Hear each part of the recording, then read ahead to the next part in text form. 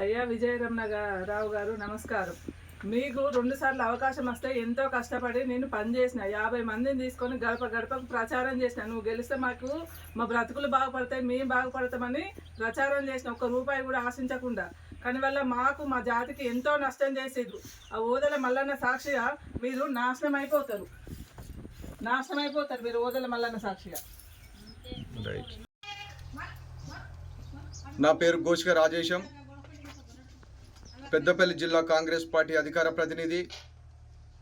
నేను చిన్ననాటి నుండి అంటే విద్యార్థి దశ నుండి కాంగ్రెస్ పార్టీకి సేవలు అందిస్తున్నాను. అంకిత భావంతో, క్రమశిక్షణతో, నిబద్ధతతో. మెడలో కాంగ్రెస్ పార్టీ కండువా, భుజం మీద కాంగ్రెస్ జెండా లేకపోతే ప్రాణం పోయినట్టు ఫీల్ అయ్యే అటువంటి నిష్ణిస్తులైనటువంటి కాంగ్రెస్ పార్టీ కార్యకర్తల్లో నేను ఒకటిని. ఇలా యూత్ కాంగ్రెస్ మండల ప్రెసిడెంట్గా, ఇన్ఛార్జ్ మండల్ ప్రెసిడెంట్గా, జిల్లా కాంగ్రెస్ పార్టీ అధికార ప్రతినిధిగా వివిధ హోదాల్లో ఈ కాంగ్రెస్ పార్టీకి అంకిత భావంతో పనిచేయడం జరిగింది.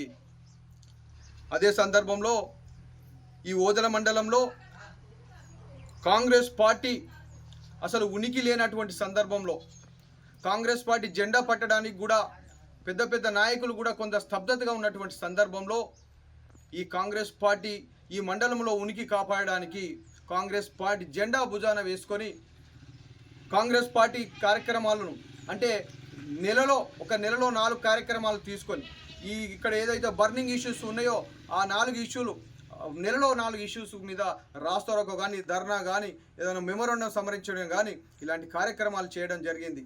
ఈ క్రమంలో మొన్న స్థానిక ఎలక్షన్లు రావడం జరిగింది. నేనున్నటువంటి మడక గ్రామానికి ఎస్సీ రిజర్వ్డ్ కావడం జరిగింది. ఎస్సీ రిజర్వేషన్లో నేను పెద్దలు ఈ నియోజకవర్గ శాసనసభ్యులు విజయరమణారావు గారిని కోరడం జరిగింది.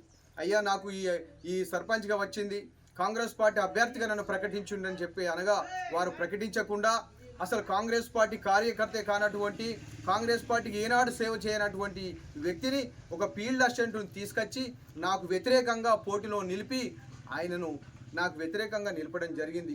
నేను మళ్ళీ వెళ్ళి దండం పెట్టి కాళ్ళ మీద పడి, అయ్యా మీ చెప్పులు మోస్తాను, జీవితకాలం నాకు ఒక అవకాశం వచ్చింది, 30 సంవత్సరాలుగా ఈ కాంగ్రెస్ పార్టీకి సేవ చేసిన కాబట్టి మీకు కూడా 2 పర్యాయాలుగా నేను నా భార్య మీకోసం సేవ చేసినామయ్యా, దయచేసి మాదిగ సామాజిక వర్గం 300 ఓట్లు ఉన్నటువంటి మాదిగ సామర్థ్యం కూడా నీకు 2 పర్యాయాలుగా సిన్సియర్గా మేము పనిచేసి ఓట్లు వేసినామయ్యా, కాబట్టి 3 ఓట్లు ఉన్నటువంటి ఒక మిత్తుల కులానికి సంబంధించినటువంటి ఎస్సీ అని చెప్పేసి తీసుకొచ్చి మా గొంతు నొక్కకుండా అని చెప్పేసి దండం పెట్టి కాలు మొక్కడం జరిగింది. అయినా దానికి స్పందించకుండా ఆయననే అభ్యర్థిగా నిలబెట్టాడు. మేము ఎక్కడా బాధపడలేదు. అయినా సరే అనుకున్నాం కనీసం గెలిచినాకనైనా వెళ్దామని చెప్పేసి అనుకున్నా. నాకు ప్రజాదరణ ఉంది, ఖచ్చితంగా ప్రజలు గెలిపిస్తారు, గెలిపించిన తర్వాత మేము విజయరమణారావు గారి దగ్గరికి వెళ్దామన్న క్రమంలో ఖచ్చితంగా ప్రచారం చేసుకుంటూ ఉన్నాం. ప్రచారంలో భాగంగా ఈ మడక గ్రామ ప్రజలు రాజేశంను గెలిపిస్తారు ఖచ్చితంగా.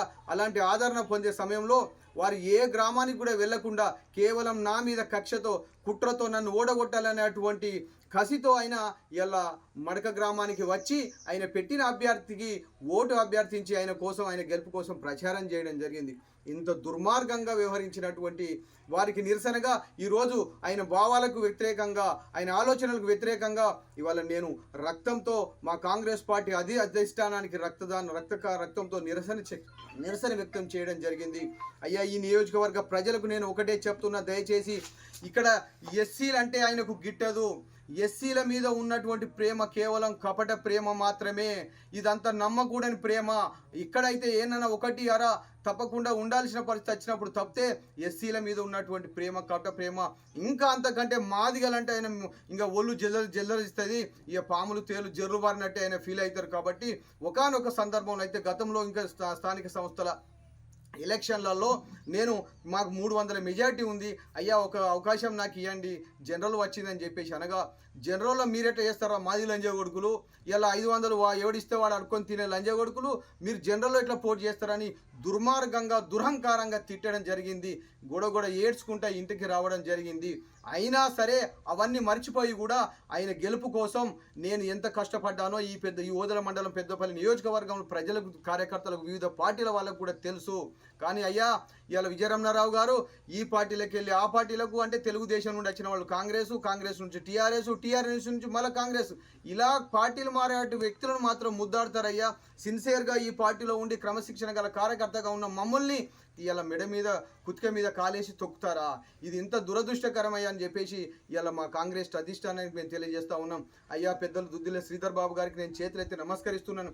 అయ్యా మీరు ఈ ఉమ్మడి కరీంనగర్ జిల్లాలో మీరు ఉన్నారనేటువంటి ఉమ్మడి కరీంనగర్ జిల్లాలో మాకు బలం అయ్యా, కానీ ఇవాళ మమ్మల్ని ఇంత దుర్మార్గంగా అణచివేస్తున్నటువంటి విజయరమణారావు గారి ఇలా ఈయన భావాలకు ఖచ్చితంగా మమ్మల్ని పట్టించుకుంటారా, మీ సావు మీ జావుండి అంటారా అని చెప్పేసి నేను కాంగ్రెస్ పార్టీ అధిష్టానానికి పెద్దలు దుద్దిల శ్రీధర్ బాబు గారికి కూడా తెలియజేస్తూ ఉన్నాను.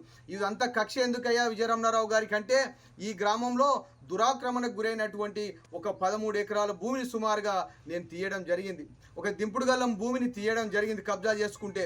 ఇలా గతంలో టీఆర్ఎస్లో ఉన్నటువంటి పార్టీ ఏదైతే టీఆర్ఎస్ పార్టీలో ఉండి 30 లక్షల అవినీతికి చేసినటువంటి ఒక ఉప సర్పంచ్ని సస్పెండ్ చేయడం జరిగింది. వీళ్ళంతా కలిసి మళ్ళీ విజయరమణారావు గారి దగ్గరికి వెళ్ళి ఆ మాదిగోనికి ఎట్లా నువ్వు ఇయ్యద్దు, ఆ మాదిగోని సీట్లకు కూర్చుండబెట్టద్దు అని చెప్పగానే మాదిగోడు అయినటువంటి మాదిగ కులస్తున్నాయి నాకు ఈ సీట్ ఇవ్వకుండా ఇలా మిత్తుల కులానికి సంబంధించినటువంటి చేసి ఆయన గెలిపించుకున్నారు. ఎంత దుర్మార్గం అయ్యా! జీవితంలో ఒక అవకాశం వచ్చింది, 30 సంవత్సరాలు కష్టపడిన నాకు ఇలా మీరు దుర్మార్గంగా మా మీద వ్యతిరేకతతో ఇలా దళితులకు వ్యతిరేకంగా ఈ మాదిగలకు వ్యతిరేకంగా నిర్ణయం తీసుకోవడం ఇది ఇలా మీరు క్షమించరానిది అయ్యా. మీరు దయచేసి మేము ఇలా మాదిగ జాతి తరపున కూడా మేము ఇది చాలా బాధపడతా ఉన్నామని చెప్పేసి ఈ సందర్భంగా తెలియజేస్తూ ఉన్నాను. అదే సందర్భంలో ఇలా ఖచ్చితంగా మేము కాంగ్రెస్ పెద్దలకు తెలియజేస్తూ ఉన్నాను.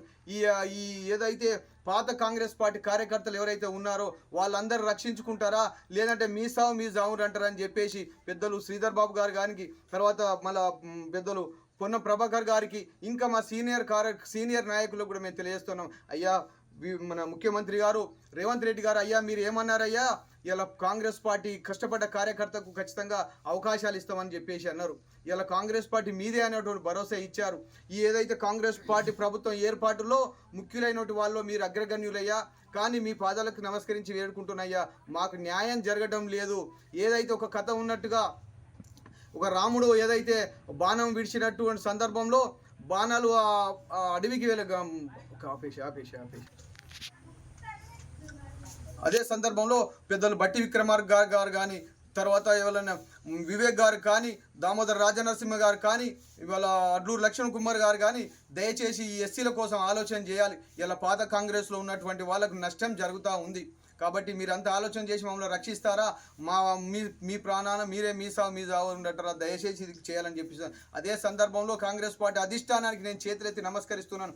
అయ్యా ఒరిజినల్ కాంగ్రెస్ పార్టీ కార్యకర్తలకు, ఒరిజినల్ కాంగ్రెస్ పార్టీకి సత్య ప్రమాణంగా చెప్తా ఉన్నా, విజయరమణారావు గారితో ప్రమాదం పొంచి ఉన్నదని నేను సత్య ప్రమాణంగా తెలియజేస్తున్నాను.